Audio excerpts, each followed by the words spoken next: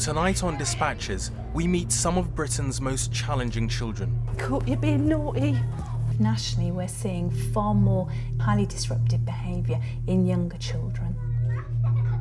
97% of primary school teachers say they have disruptive children in their class.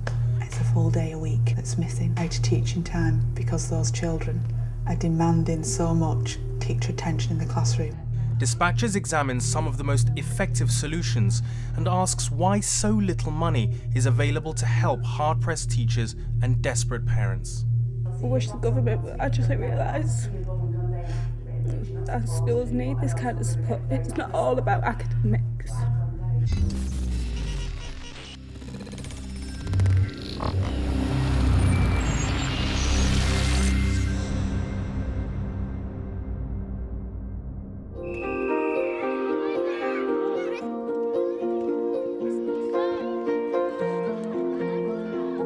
Ramridge Primary in Luton has around 390 pupils aged between 3 and 11. Most children behave well most of the time, but they also have their lapses. You're going to say sorry to me?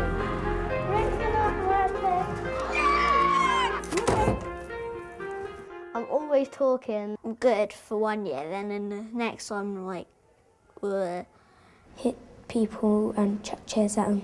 I don't want to disturb the class, I just don't want to do the work. At the time you're doing it, you don't think like, oh, I shouldn't do this. whatever children's things just say anything to me, I'll just get up and out.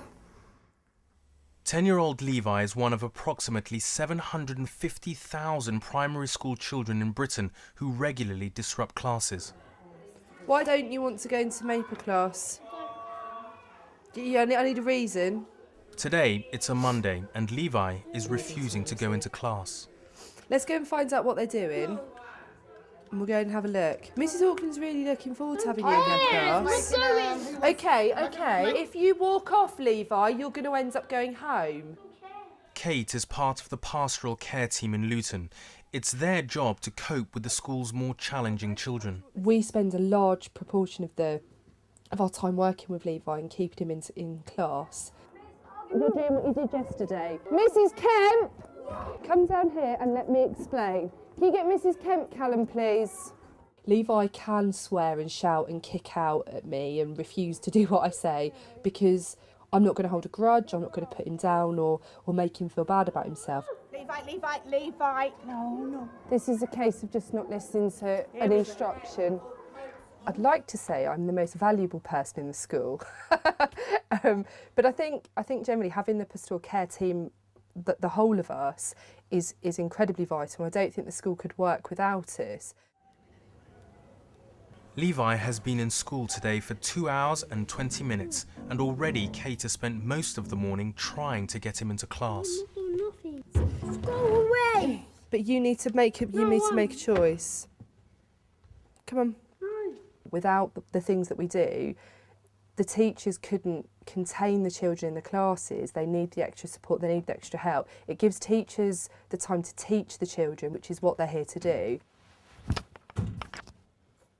Levi, what choices are you making? No, that's really not an option.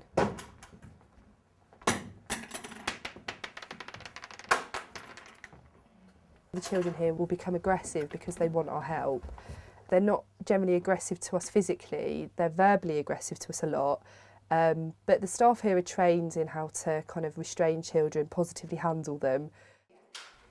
When a child is so distressed that they need restraining, they're probably heading for the school's quiet room, an empty space with bare walls and no furniture to throw or climb on. The pastoral care team refer to it as the BIP room. Stand still, please!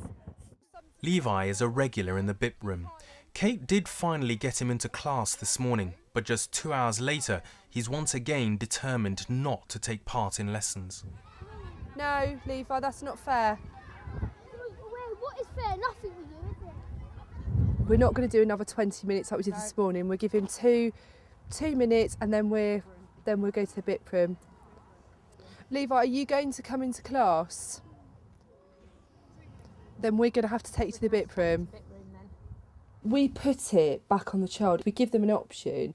With Levi, you've got 2 minutes to choose what you're going to do. You can either go into Willow class or we'll go into the bit room, and it's it's your choice, and then we'll follow whatever they choose. Right, Levi, we're going to go into the bit room. Come. No, Levi, stand up. No, sorry, if just take that and we will better walk in. Get off! Get off me! If we hadn't have walked Levi in, that could have ended with him leaving the premises. It's unlikely, but Levi could become aggressive to us. So if we're moving him into a safe place, into the quiet room, he's safe, we're safe. We're not disturbing anybody else's learning. It's not public, if you like, either. But it is the last thing we do, but it has to be done sometimes. Watch feet with him in grips. Thanks. But yeah, it's not the most pleasant part of my job. Get off! Get off! Get off me! Levi, good choices can still be made now. It's not the end of the road, is it? I'm going to leave you again for a few minutes. Think about what you want to do. Think about good choices, Levi. Not yet, no. Most of the time the children end up in the bit room. They've got to a point where they can't cope anymore, and it normally means that this is last chance and you have to make the right choice or you're going home.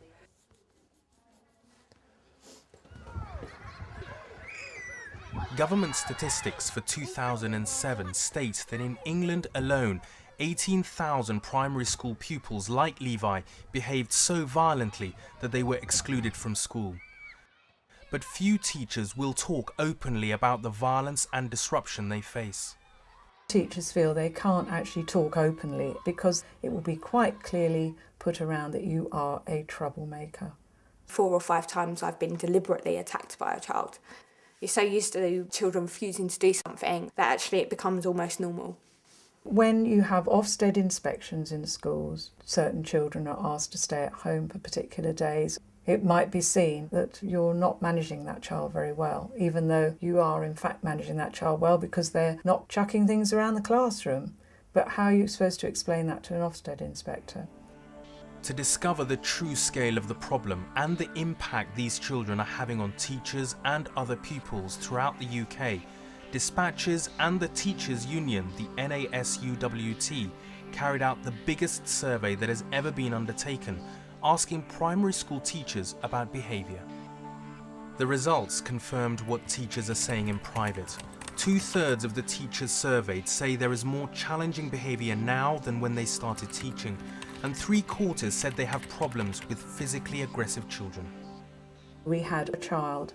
He would swear, he would hit children.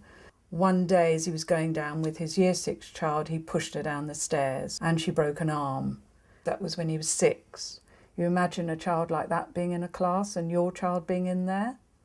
One child got out a lighter and set fire to the tissue paper holder, which ignited into quite a strong fire, and the school had to be evacuated and was closed.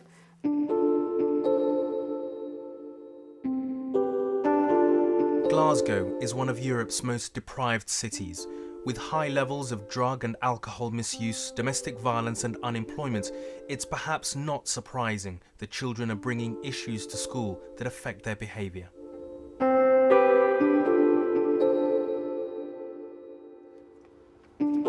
Nine-year-old Jordan lives in the north of the city with her mum and her 2 brothers. Both Jordan and her younger brother Jamie attend Royston Primary School.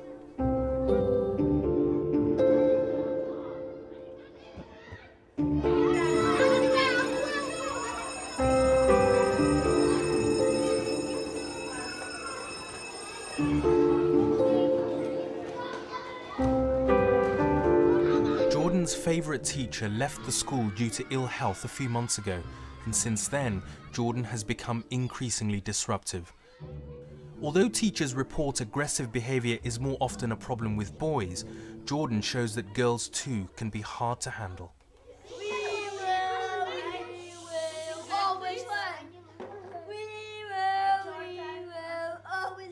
The teacher was very, very ill and had to stay off for a long period of time. And that was when it really kicked off, as we put it, that's a technical term. There were a few days when she was so out of control, we had to ask her mum to come and get her and take her home. She was under tables, over tables, shouting at people, shouting at teachers, refusing to do what she was told, not getting on with her classmates, being aggressive, very unfriendly.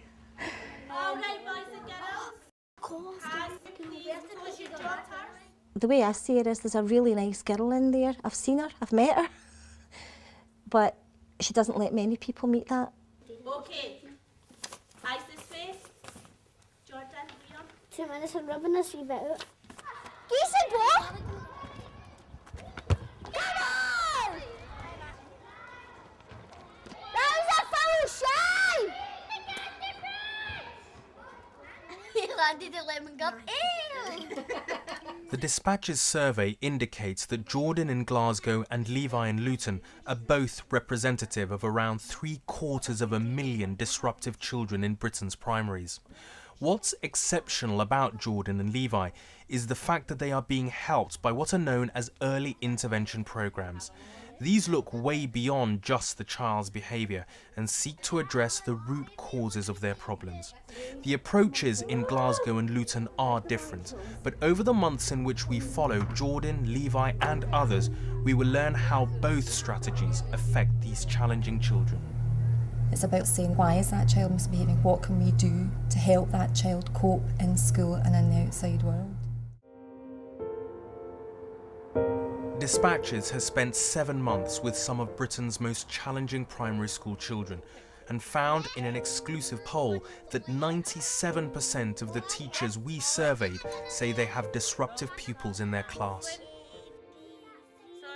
Here in Glasgow, in response to this problem, the authorities have been fully funding a unique experiment in 58 primaries. At a cost of £60,000 per school, an entire classroom is devoted to a nurture group, a room for 8 to 10 children that is designed as a bridge between home and school, with a kitchen, dining table and living space, as well as a teaching area. Right, you pass your plate up for us, please. Children who are disrupting classes come to the nurture group for part of every day. Their teacher can then get on with teaching, but the children also get the attention they need to overcome the immediate problems they're struggling with. But see, when I go off in a temper really bad, well, I can't really stop it. Help you out with your anger and feelings and behaviour.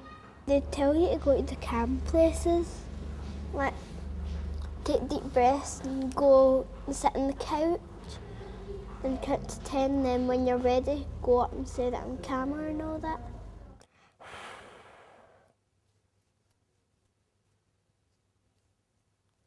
That's the way I do it with my fingers, and everybody else just does it in their head. I do it with my fingers. Much better with fingers.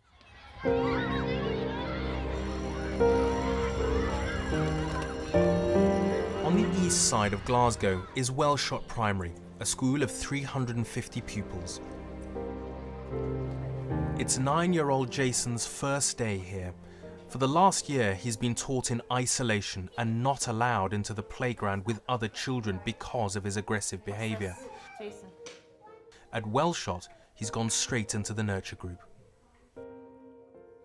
Jason's just joined us from another school. This is his first day today. He was very anxious, very apprehensive about coming. He definitely was on edge most of the day.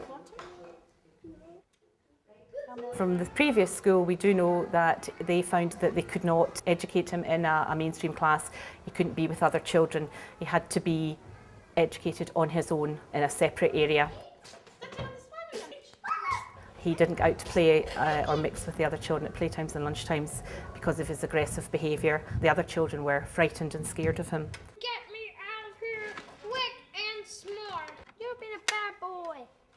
No, I'm not. Get me out of here. He has not been used to interacting with other children.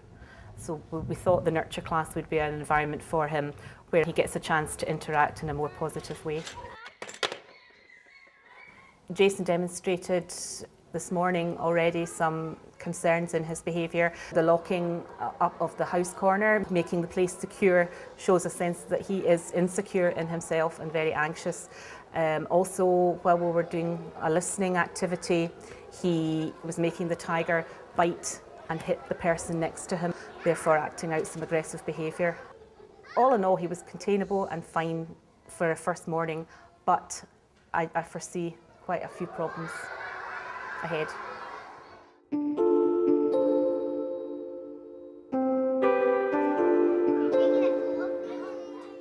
It's 2 months since Jordan started coming to the nurture group in her school in Glasgow. Her behaviour is slowly improving, but her nurture group teacher feels that she needs to involve Jordan's classmates as well to try to reduce her aggression.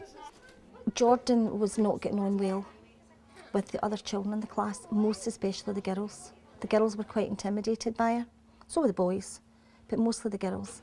You take your unit for a walk and I'll walk. Move. Dama, go to work. Put everything away. Dad doesn't go there, Dad goes in.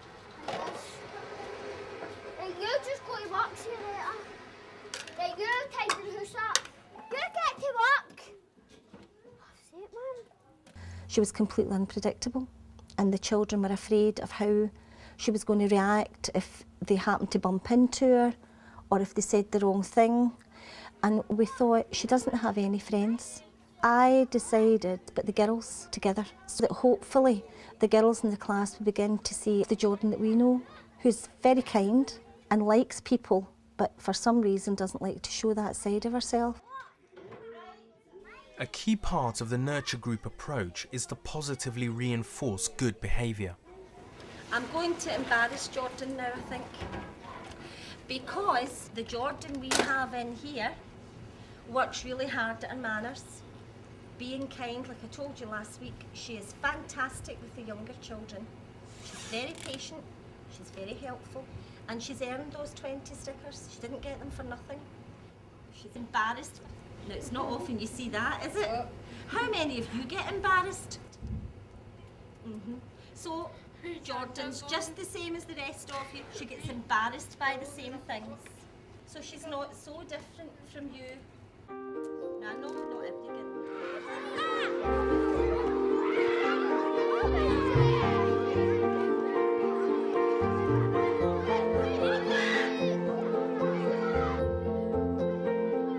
At Ramridge School in Luton, head teacher Hilary Goddard thought carefully about creating a nurture group. Okay, new line, Misha, thank you. Nurture groups are designed to focus on a small group of children, but with over 120 children identified in Ramridge as having special social and emotional needs, a different approach was required. Good afternoon, everyone. Instead, Hilary created the Pastoral Care Team, whose job is to work with challenging children throughout the school. This week we're thinking about celebrating what we can do.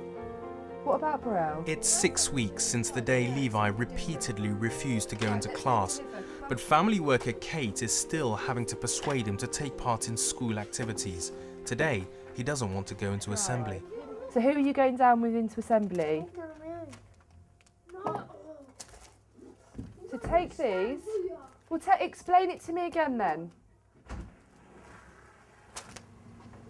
What am I not understanding? Explain it to me again so I do understand. Levi, don't get stroppy and silly. Right, well, because I don't like where this attitude's going, I'm going to leave you alone for a minute. But in 1 minute, Levi, you need to be back up in this room choosing what you're going to do. The time for us to go down to assembly. If I hadn't have been there today, he would have gone home. If the children kind of have moments where they need take-up time, if you like, it's me or Hilary, and that's pretty much it. I mean, the other BSAs can do it for as much as they can, but they have to be in class. Ramridge has a behavioural support assistant, or BSA, in every class. Many schools have BSAs. What's special here is the way each one has specific responsibility for 6 key children who have been identified as needing particular help. They sit down with these kids every week and set behaviour targets. Can you remind me what your target is? Don't react when the teacher tells you something. Don't react. How shouldn't you react? Don't react. Go on, you're halfway there. Don't react angrily. That's the one. Without when the teacher tells you to do something. Once targets are agreed, progress is then carefully monitored, with every incident reported in writing. Right, there you go, take the pen. Okay, we go. If I have to go, you know what that will mean, don't you? You know what that will mean. It will be a trip to Mrs. Goddard's office and it will be a phone call home. Stop. Take the pen. Remember, with all of these, Right, Nathan, I'm just going to get your sheet, okay, so I can record it. Once we've identified how a child is disrupting their own learning and the learning of others, then that enables us to set very focused targets for that child. I have this chart. 1 means poor behaviour, 2 means satisfactual, and 3 means good, and 4 means excellent. Levi too has to agree new targets with his behavioural support assistants every week. I'd like you to try just one afternoon in class. Okay? You happy with that? Miss Miranda give you a new target, and then if you've achieved that one, then you get a new target. But if you ain't, and you're still on that target, I got to stay in class for 1 whole day in 1 whole week. I know, you did it really good, you did it really well. Sometimes it's really hard, but we just can't do it. When Levi feels he can't cope, he walks out of the classroom. His new target is to stay in class for a whole day at least once a week. Levi, are you asking for 5 minutes time out?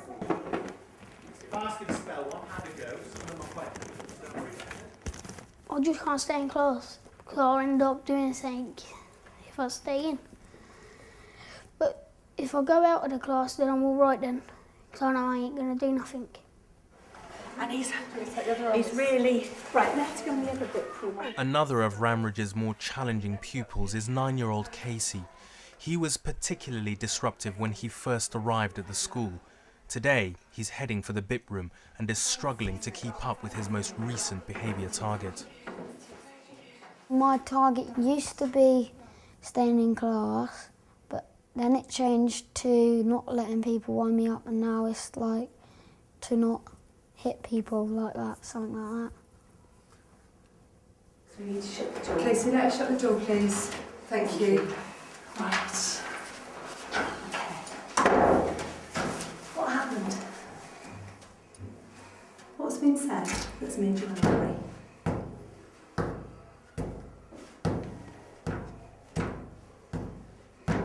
Has something to do with Emery?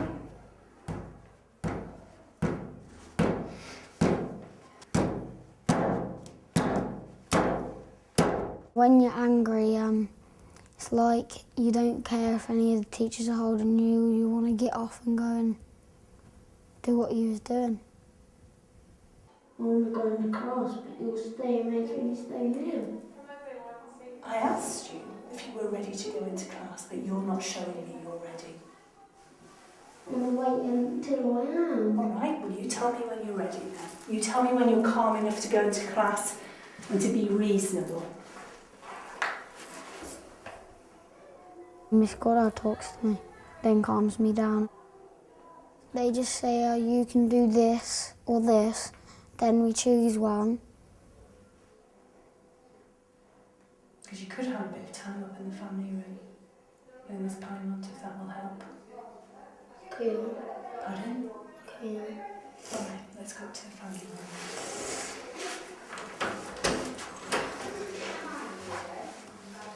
How was playtime? No? What happened? Remember tripped me up. Did he? What were you doing when Emery tripped you up? When you were playing? Beating him up. You were beating him up? Oh, okay. And how did we get to fight with Emery? Me up. He tripped you up Started first? laughing. Okay. Did that upset you more than him tripping you up? Yeah. Yeah. If he didn't all start laughing, I wouldn't have tripped him and went for him. Okay. I get really, really angry, and when I calm down, I do say sorry and all that. Hilary has brought Casey and Emre together to try to settle their differences. If you tell me your story on this morning, and then Emre tells me his story, we listen to each other, and then we see what's in the middle. After you were hurt, you lost your temper, didn't you? What happened when Casey lost his temper? He pushed me and I pushed him back. Right, he pushed you, you pushed him back. Although he still has problems, Casey's behaviour has been transformed over the last 3 years at Ramridge. His mother, Trina, especially has seen a huge difference. Well, Casey couldn't even sit in a classroom.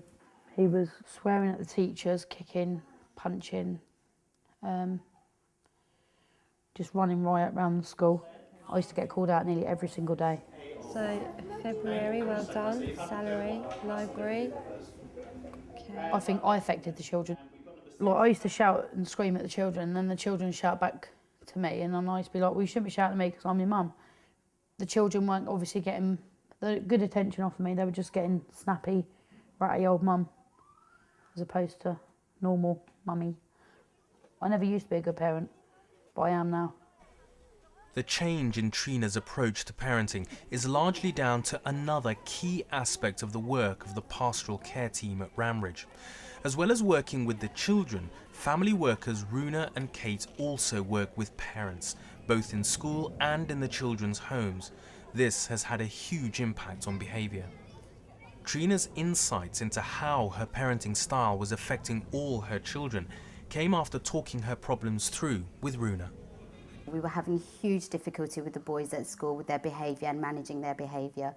She was having some significant problems at home. At the time, there were many agencies involved with Trina. If she wasn't here, or she didn't get me the help that I needed, then I think then I'd probably wouldn't even have any of my children with me. I have put in place for Trina counselling as well as parenting support. For the children, there's been support at school through mentors, through real consistent boundaries, and showing Trina how that works at school has helped her to put those things in place at home. I think I'm getting to know a little bit more about how things work, so it's a lot easier for me, and it doesn't, like, I used to, you know, like when you sweep something up and it always been a big pile, now it's not, it's all neat. And then if it gets messy, I'll come and get help. But it's nice to know that you do feel that you're understood. I had children in year 2 who were kicking off so bad that tables were being turned over, chairs were being kicked off. Now I see those children managing to stay in class every single day. Because the intervention was put in so early with the families and with the children, we've been able to move them on, but also the families on. In the Dispatch's poll, the majority of teachers we surveyed, 89% nationally, blamed poor parenting skills for bad behaviour. So, not surprisingly, parental outreach was the intervention that teachers surveyed believe will be most effective in tackling behaviour.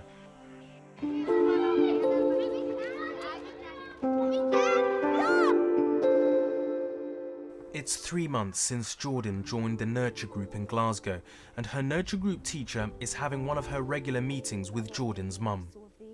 So she's beginning to be accepted by the children that she's in school with all the time, which is a huge step for her. And we see that Jordan's happier.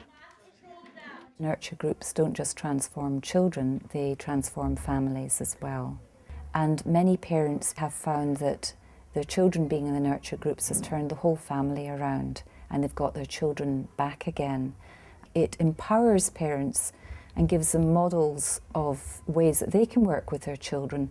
So I don't know, have you found the same kind of differences as we have, that she's getting on with people better? Definitely, Oh, I'm glad. Can we do? I'm so glad, that's great. Well, you've made my day.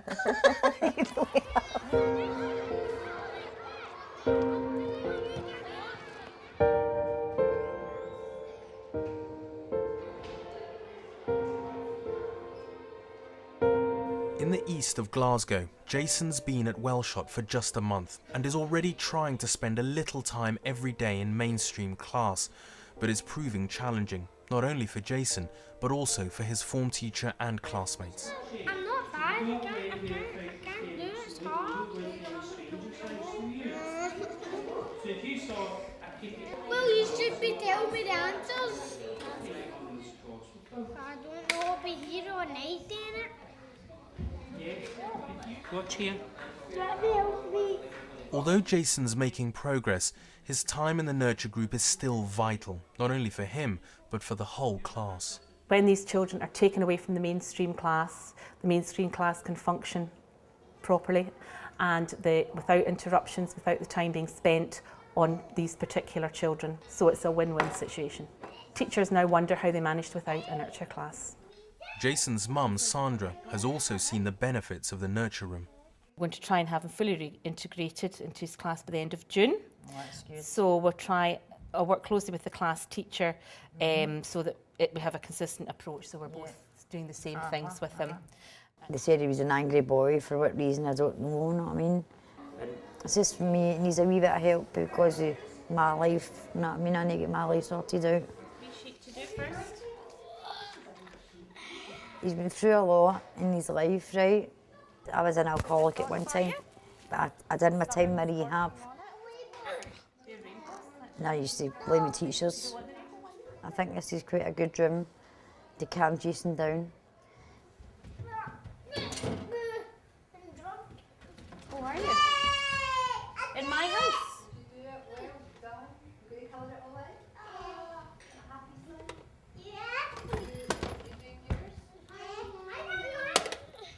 Sometimes when they're playing, the play is not what we would call nice play. He's dead and Rey Mysterio killed him. You have to just stand back and let them act out how they're feeling. Make sure you step in when it's safe, interact positively with them, but not judge them or not say don't do that when they're burying dead bodies in the sand or they're putting the stuffed toys in the oven.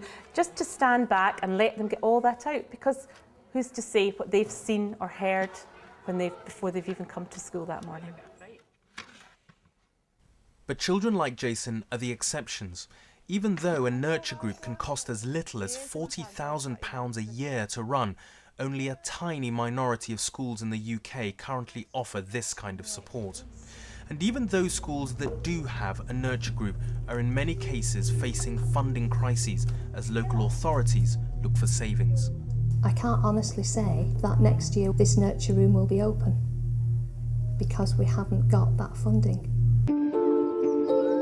In an exclusive Dispatches poll, 85% of primary school teachers we surveyed say they regularly face deliberately defined behaviour.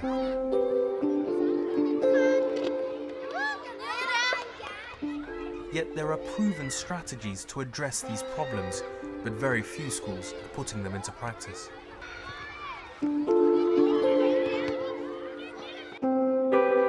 In Glasgow, Jason has now been at Wellshot for 4 months and is responding well to the nurture group approach. He's made great progress. He's now back in class for most of the morning, spending just half an hour down here in the Rainbow Room to have his breakfast and to let out any frustrations that he has in a safe way.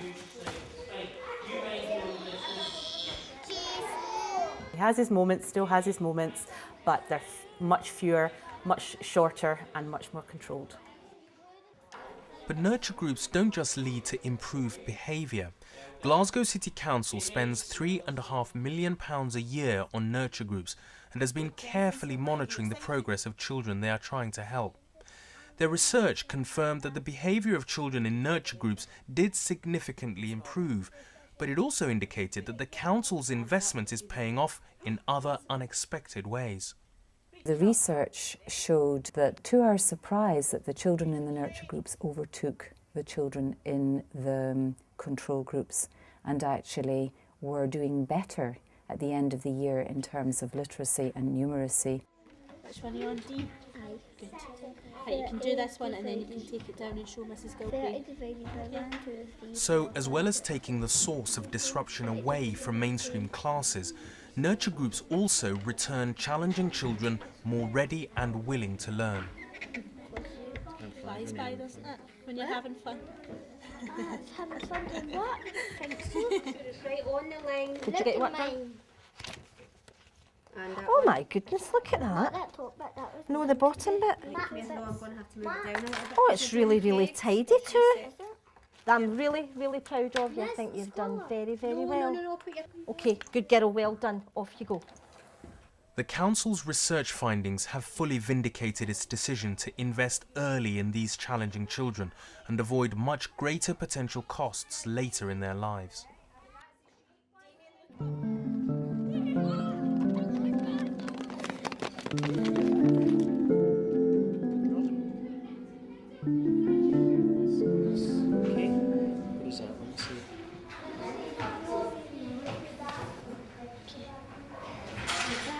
That's it, excellent. Now look at that big pile. You hold that.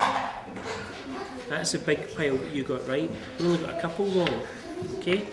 I think for Jason's self-esteem, to be part of the class, to socialise with the children, to be accepted is a great thing for him, and he's maybe not had that much in his life up till now.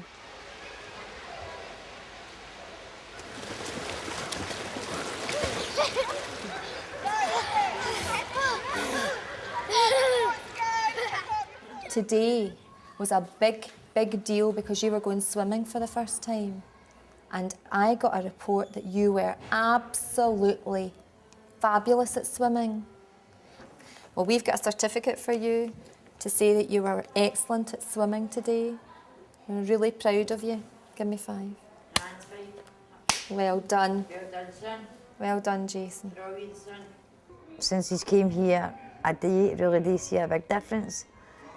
It's down to Jason, and it's down to me and all to make sure that he does behave. The Dispatch's poll showed that over 56% of teachers we surveyed say that dealing with bad behaviour frequently gets in the way of teaching and learning. But despite the overwhelming evidence that nurture groups are highly effective and can give teachers more time to teach, the continued existence of even the most successful isn't guaranteed.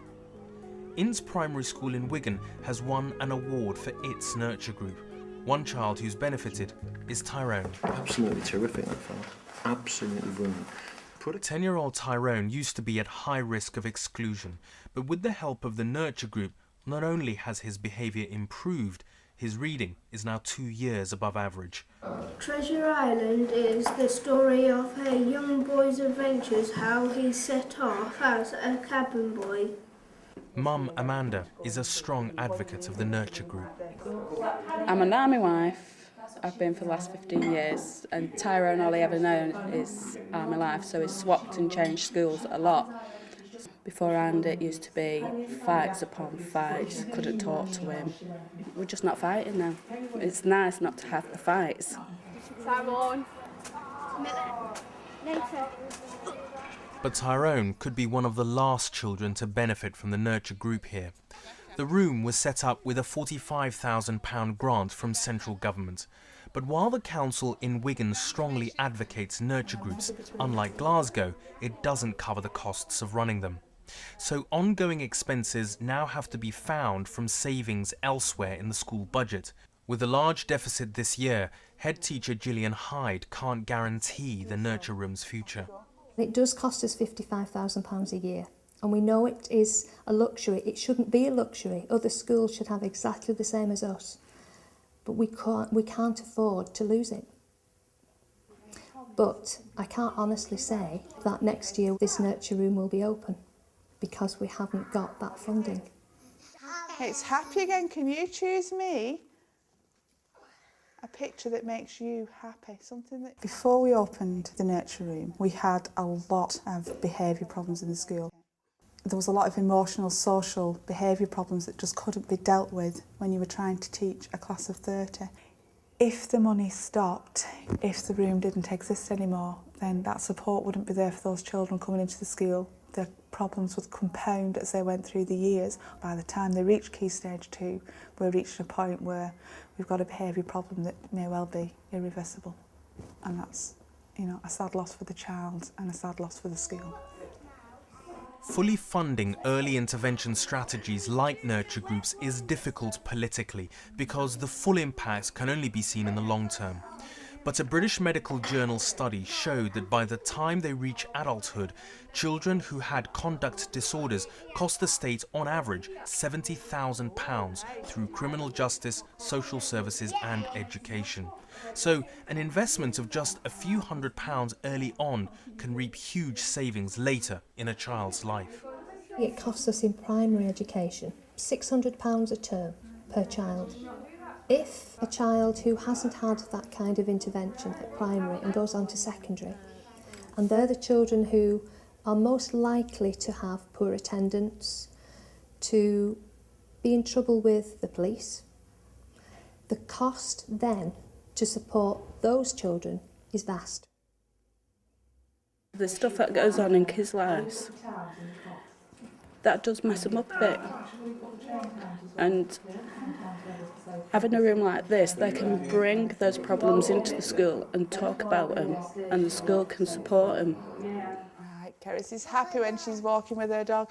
If the government really want to invest in early years, as they said they will do, they must invest in nurture groups, because time and time again it's shown it does improve a child's self-esteem, a child's motivation to want to learn.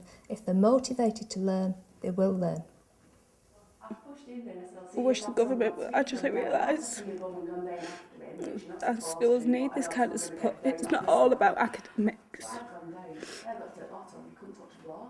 The problem that you have is that there's still a bit of a postcode lottery in terms of the provision that local authorities make available to schools. So it can be patchy across the country. There's not a standard package of measures that a school can access. 97% of the teachers we surveyed say they have disruptive pupils in their class, yet despite the evidence that they improve behaviour and academic performance, less than 4% of schools in the UK have a nurture group.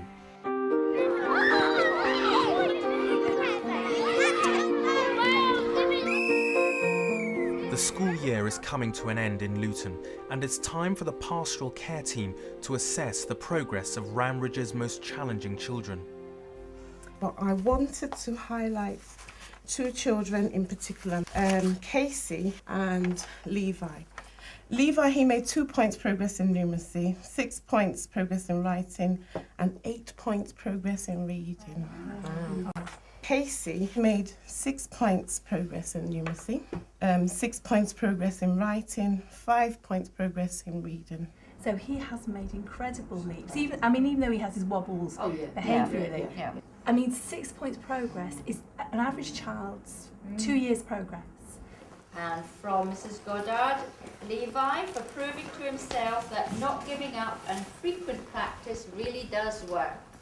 We see far less of the aggressively defensive behaviour from Levi, and he is in school and he is learning, and it is a place he really wants to be, and that's quite an achievement. Levi, Casey, Denise, Fawzia, for working well in numeracy, making a good effort. So just give yourselves a pat on the back for that from me. Thank you. Get off me! Over the 6 months of filming, Levi has made the journey from frequent visits to the bit room to finding the confidence to pursue an emerging talent as an artist. We're doing Pandora's box, and we all got things to draw, and I got jealousy.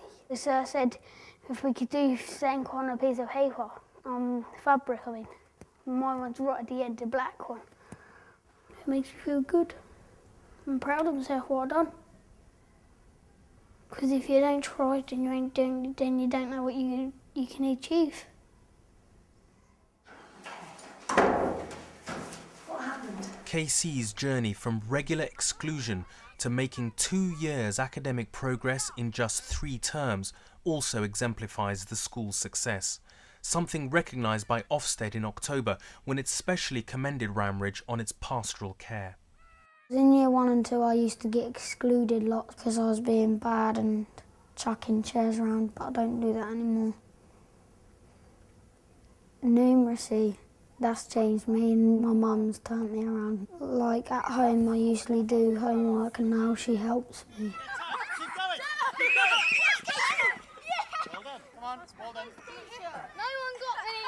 We struggle with the work really, really hard, but I'm turning around now.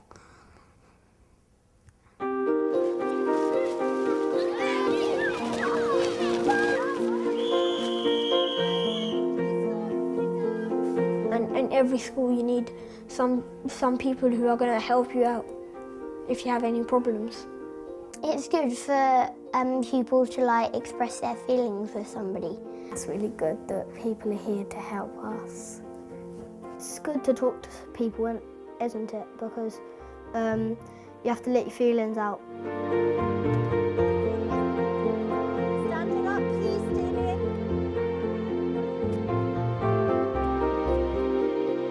The early intervention strategies shown in this film are at the leading edge of behaviour management because they address the root causes of challenging behaviour. But despite clear evidence proving their efficacy and long-term cost effectiveness, few schools can get funding to implement these solutions. Interventions that have a huge effect outside schools as well as within. I don't know if you remember, there was a day Jason had a certificate. You said something that really hit home to Mrs. Pearson and I, and you said, I never get them when I was at school. No, I didn't. I was at a meeting very recently discussing Jason, and one of the things that I brought up was how supportive you've been since Jason came to Wellshot. Yes. So we reckoned that you deserved a certificate from us. So we've got you a wee certificate that I hope you'll treasure. I will do. It says, presented to Sandra Hill for being on time every day. Well done. Thank you. No, thank you. Thank you. Okay. That's your bag. Okay. So I hope you put that up in your fridge or something.